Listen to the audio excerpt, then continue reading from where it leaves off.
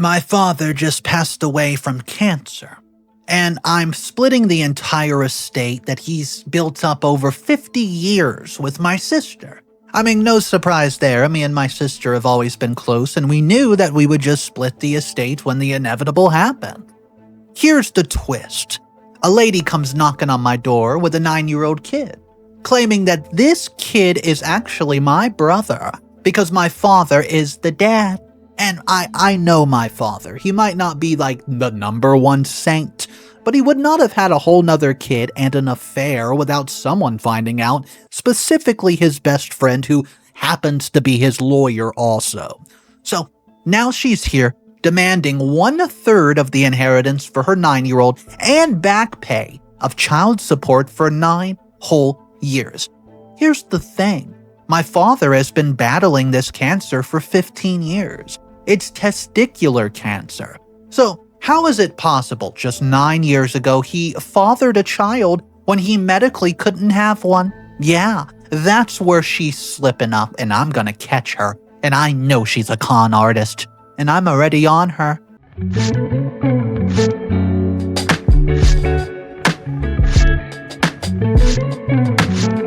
Guys, this is obviously going to be a throwaway account because it's insane.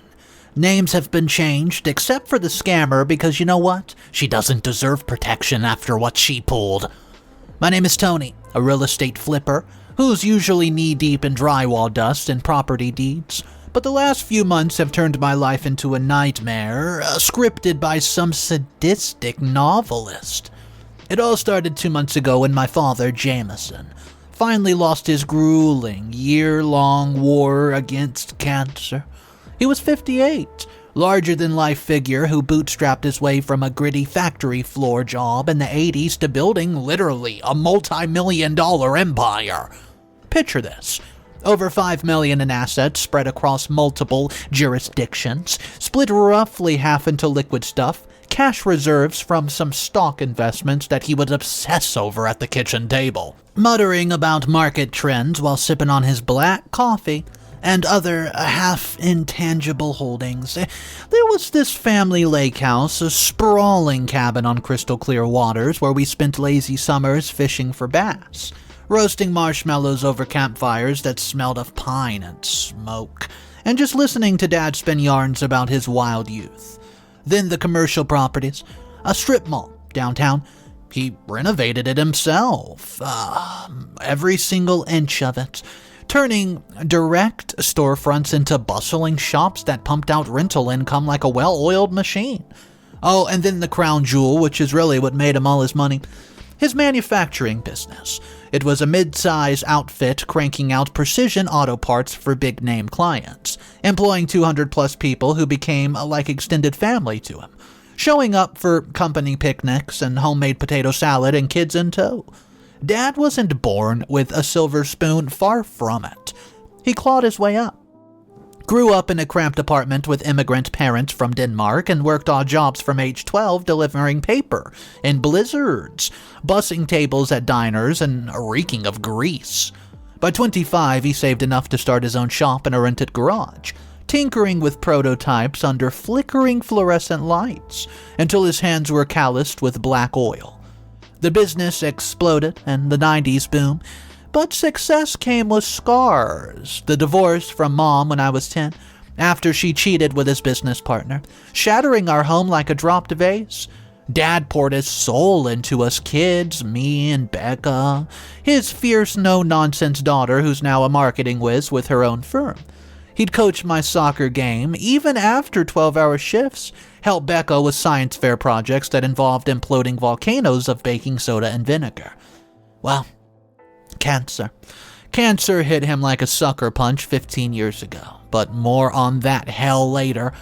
Becca and I, we're tight, no inheritance drama. We sat in Dad's old study, wall lines with dusty books and entrepreneurship, and framed photos of us as children just grinning with gap-toothed smiles, poring over every single document. Spreadsheets glowed on the laptop, appraisers in suits clicking pens as they valued the assets, and Becca wanted the business. She even had the vision to expand it, maybe go international, and I favored the property, see, envisioning flips that could double their worth. We'd liquidate some stocks for taxes and donate to the American Cancer Society. They funded his experimental trials that bought us precious time and established a scholarship fund for underprivileged teens pursuing trades just like Dad did. It was therapeutic, a way to honor him amid the grief that hit like a wave. Nights I couldn't sleep, just staring at his empty armchair, smelling faint traces of his aftershave. Becca breaking down over old voicemails where he would say, "Proud of you, kiddo." But then this venomous intruder shattered our fragile peace. And that's the reason I'm posting here today.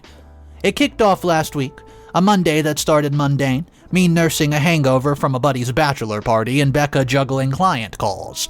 Our estate's attorney, Harry, a silver-haired shark in his 60s who's been Dad's legal guardian angel for 20 years. She rings us up, sounding rattled. Harry's seen it all, navigating the divorce carnage where Mom tried claiming half the business despite her affair, and Harry shut that down with ironclad prenups, fending off these weird lenders during the 2008 crash that nearly tanked the factory, even battling insurance giants over Dad's treatment, arguing in courtrooms. It was so much tension until they caved. But this?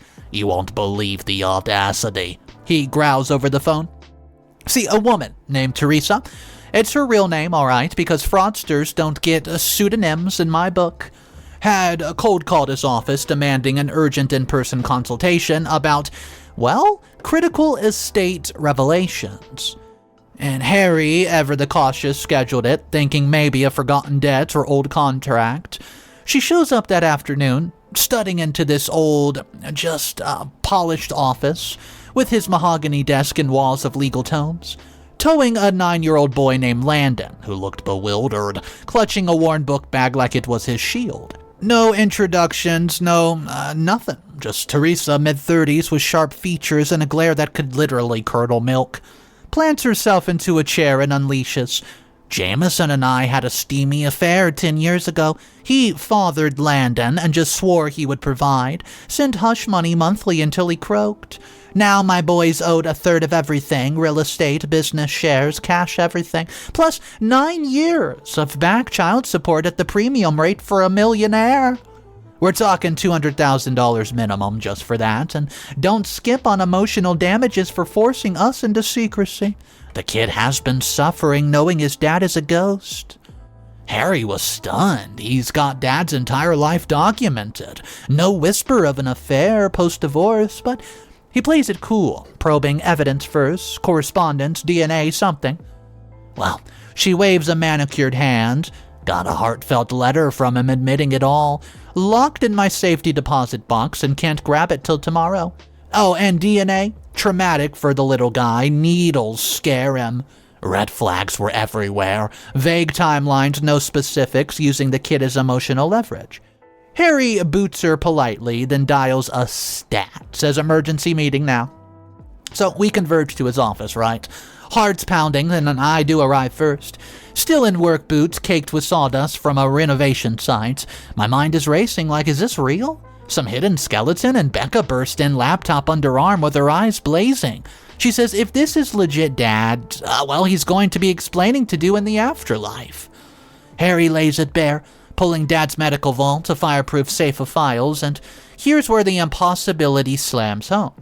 See, flashback to 15 years ago, I'm 13 years old, awkward and angry, dealing with all sorts of kid stuff and family implosions. Dad's diagnosis drops like a bomb. Testicular cancer, I was 13. It's aggressive as hell, and at stage 3, it's about to meet his lymph node. The house turns into a war zone with Mom retreating into denial and Becca, 16 back then, trying to hold it together by baking endless cookies that nobody ate. I remember the surgeon's consultant, sterile room smelling of antiseptic, Dad gripping my hand under the table as the documents explained. Bilateral, necessary to halt the spread. Translation, both of his, testicles gone. Surgery day. I wait in the lobby with vending machine snacks turning to ash in my mouth and Becca pacing like a caged tiger. Post-op. Dad's a ghost, pale, bandaged, joking weakly. Well, Tony, guess I'm out of the baby-making game for good. Chemo is following. Endless drives to the clinics, him in the passenger seat, wrapped in blankets, puking into bags while I grab the wheel, tears blurring the road. He skips hormone replacement. He says he doesn't need the hassle. You two are enough of a legacy for me. Records confirm it all. Surgical notes, detailed removal, pathology reports on the tumor, blood work showing testosterone at 0. Fertility testing post-op. Sterile. No sperm since then, and Landon at 9? Conception would have been 6 years after. Medically absurd. Like expecting rain from a cloudless sky. So, here we are. Staring at the documents, a timeline of pain. Scans with circled masses and chemo logs noting side effects like neuropathy that left Dad's feet numb for years. This woman's either insane or she's a good scammer. Harry concludes. Becca slams her fist and says, let's confront her. Well, I nod, gut churning. Dad's reputation's on the line and our grief is being weaponized. So I call it the Thursday showdown. Harry's conference room, tense as a courtroom. Teresa arrives late. Landon in tow again, and the boy is shuffling with his feet, avoiding eye contact, and she's dressed sharp. Blazer, heels clicking like accusations. But her vibes are aggressive, no condolences. She says, let's cut the crap. She's snapping on us, ignoring our red-rimmed eyes from another sleepless night. Landon is Jameson's spitting image. See the chin? He gets a full equal share, 1/3 of the lake house, the malls, the factory profit, back pay. State child support calculator has saying it's $18,000 yearly times 9 plus interest is $180K. Emotional scars from daddy's denial, another $75K pay up. Or I go nuclear. That was her exact words, and they hang heavy. Landon's small hand in hers like a hostage. So, Harry counters calmly, paternity proof first, DNA swab, non-invasive, or the letter. Teresa hedges, a letter at Wells Fargo? Wait, no. Bank of America. Lies start to unravel, and I chime in with my voice very steady despite the rage. I say, did you know Dad could not father kids post-2010? Medical fact. And she says, well, a doctor can lie. He told me he was fertile. Becca loses it, and she says, you're disgusting. Exploiting a child while we bury our father? And Teresa erupts at that. She says he's a liar. He promised me marriage, then ditched us for his real family. You're the thief, hoarding millions while my baby boy eats ramen. She jabs a finger at me and says media loves scandals. Can you get it? Tycoon secret son starves. I'll ruin your name. And that's when Landon whimpered, and my resolve hardens. This kid is literally collateral. Meeting dissolves into chaos, and Harry's like, no evidence, no claims, seize or sue. So she flees. My attorney's drafting papers. You'll regret this, she says. Yeah, well, no attorney shows. Instead, escalation happens. Voicemails bombard my phone. She got my phone from some online directory somehow. She says, Tony, Jameson confessed everything in bed. Landon is his. Wire 50,000 starter or I leak the photos. Chilling. Social media assaults on my LinkedIn. It's very professional name, but the comments say, congrats on the inheritance. Shame about ignoring your half-brother. Friends text bewildered, and a client pulls out of the deal citing family drama. Yeah, Becca hit too. Her company's Facebook page flooded with support Landon's justice. It was all robotic AI trolls. So, the climax of this entire post, she storms Dad's factory. Oh yeah, Monday rush hour. Conveyors were just whirling about, and sparks were flying from the welders. Air was so thick with metallic tank. Teresa, she barges past the receptionist. She says, I'm Jameson's widow equivalent. Landon's the heir. Show me the books. Obviously, as you can imagine, they looked at her like she was crazy, and chaos started to ensue. Workers were freezing up and phones were being whipped out. Security, ex-military guy, Dad hired. He intervenes, but not before she yells, this place is stolen from my boy. Well, obviously after that she was escorted out, but the damage does ripple. Employees are now gossiping in the break room. One veteran worker pulls me aside later and says, boss, is it true? Jameson was like a dad to us. Yeah, it guts me.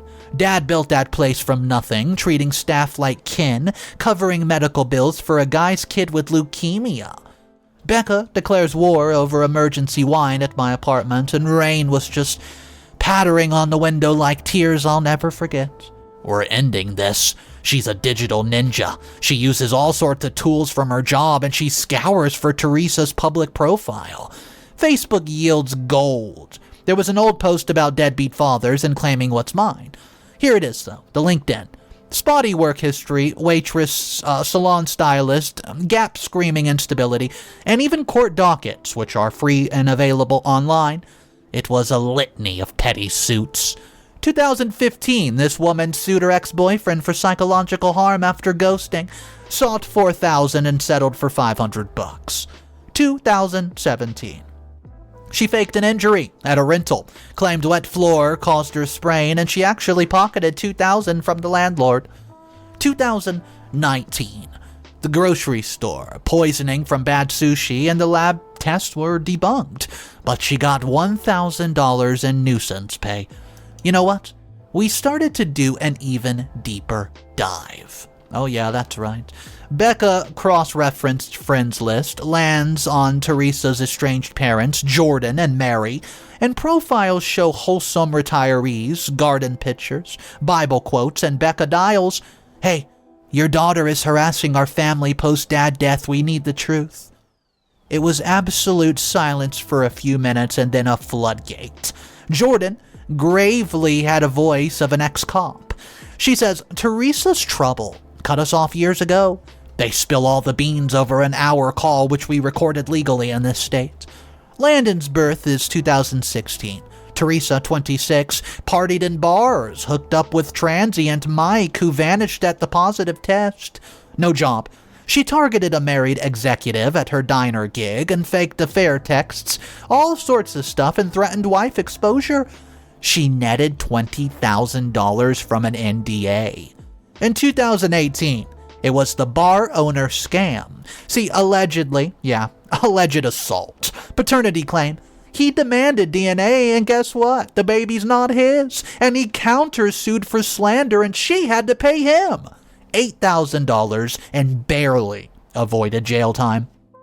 That brings us to 2020. Nevada casino boss's obituary caught her eye. Claimed secret fling and shook down windows for $15,000 before fleeing the threat.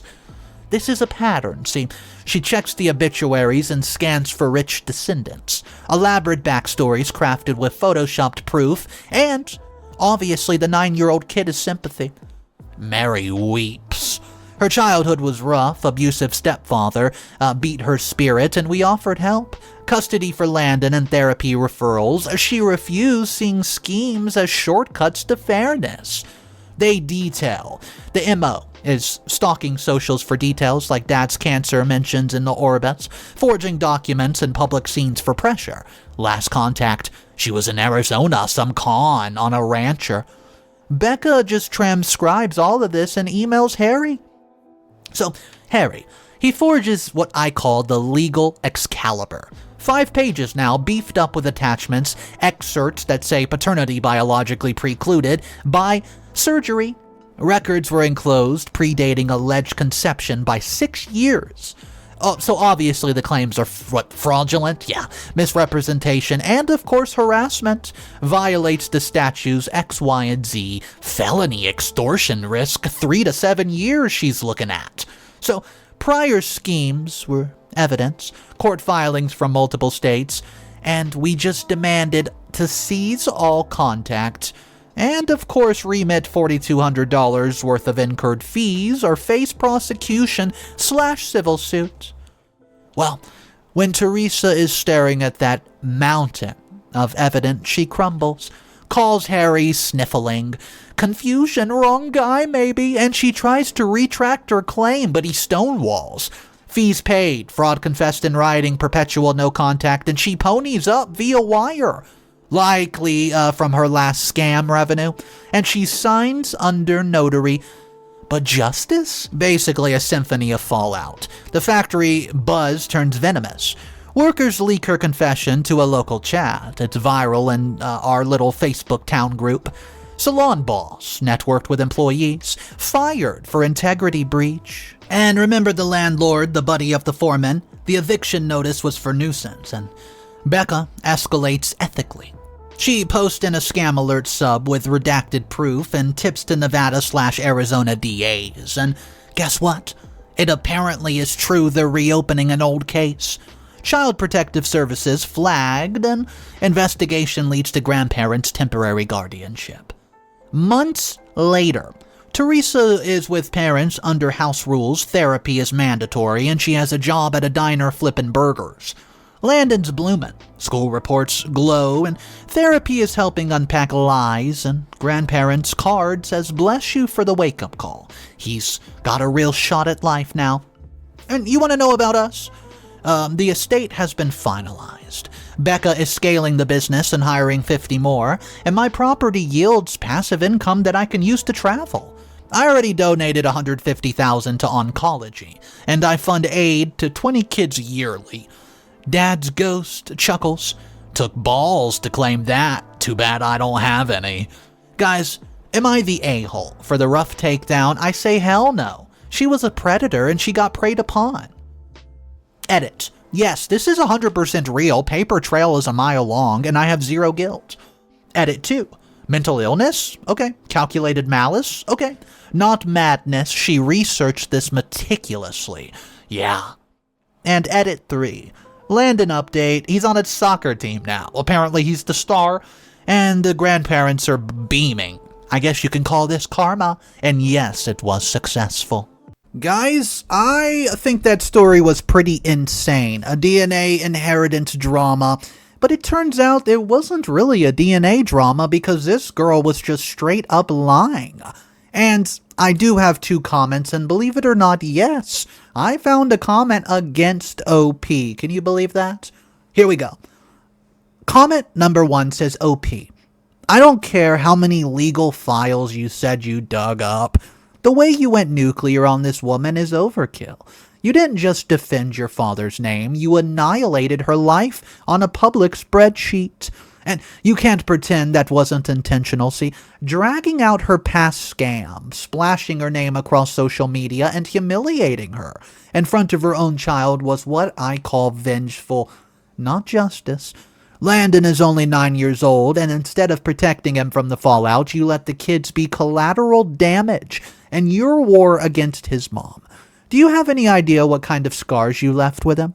You sound so proud of yourself for exposing everything, but to me it just reeks of insecurity and bad ego and rage. Yes, we get it. She lied to you. Yes, she's a scammer, but you fed on the chaos and just basked it for attention. And acted like some avenging person. Come on. You may think you won, but years down the road from now when Landon remembers being dragged into this ordeal, you'll be the villain in his eyes, not his mom. Guys, I understand how you can be upset about Landon since he's only 9 years old and he had to go through all of this, but I can't justify sticking up for the scammer. So, that comment was against OP. This comment agrees with OP and is kind of heated. It says this, OP, don't let anyone gaslight you like the first comment into thinking you went too far.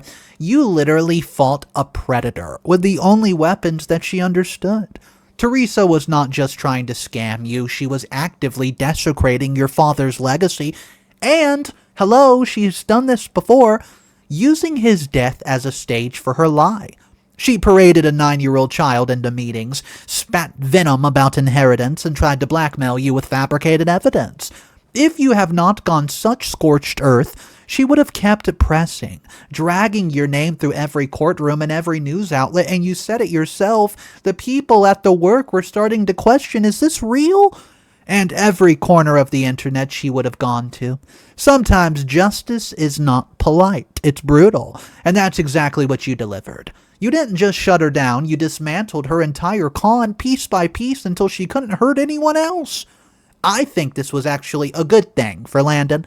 Landon finally has a chance at a real life with people who care about him. And that's only because you ripped the mask off his mother's scheme. You weren't cruel, You were the only one with the guts to actually do what had to be done. So, to that first commenter, I think that you should stop taking those Quaaludes. Guys, let me know which comment you agree with the most. Obviously, the majority of people will probably agree with comment 2. I obviously side with comment 2 because I just can't justify sticking up for a scammer. And this wasn't her first rodeo. She's done this multiple times before, and yes, I get it. Landon was in the crossfire, but she's the one who put him there. Guys, let's talk about it down below. I love discussing these stories with you. And at the turn of the month, October 1st, this channel will be receiving 2 stories a day, baby. And Mr. Reddito's Revenge channel? Oh, it's back. And I have one story that centers around Halloween and revenge, and it is so insane. It's a long story, so it might be broken up into different parts. But if you guys are not subscribed to this channel right here, and my second channel, Mr. Reddito's Revenge Stories, you can find all my channels directly below. I only own 2. Guys, I'll see you tomorrow. Don't forget to subscribe. And of course, remember, it's cool to be kind. Peace.